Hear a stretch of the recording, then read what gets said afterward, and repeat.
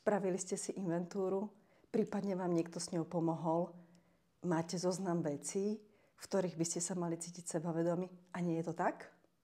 Ako je to možné, keď už to máte možno napísané, alebo ste to počuli od niekoho? Jedno z možných vysvetlení je, že to nemá pre vás hodnotu. Pretože ste sa nenaučili tomu dávať hodnotu. Pretože možno keď ste vyrastali, možno prostredie, v ktorom sa nachádzate, oceňuje úplne iné veci. A vy ste sa naučili, že to, čo prinášate a to, čo viete, nemá hodnotu.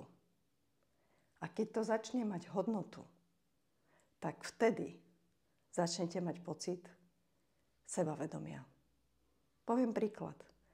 Ak má väčšiu hodnotu prezentovanie na verejnosti ako organizovanie, môžete byť super v organizovaní, ak to však neviete oceniť, neviete tomu dať hodnotu, tak stále budete mať pocit, že ste menej sebavedomá alebo menej cenná ako tí, ktorí majú tú schopnosť prezentovať. Ako tomu dať hodnotu? Čo s tým ďalej?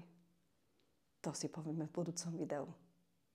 Teším sa na vás do budúceho videa.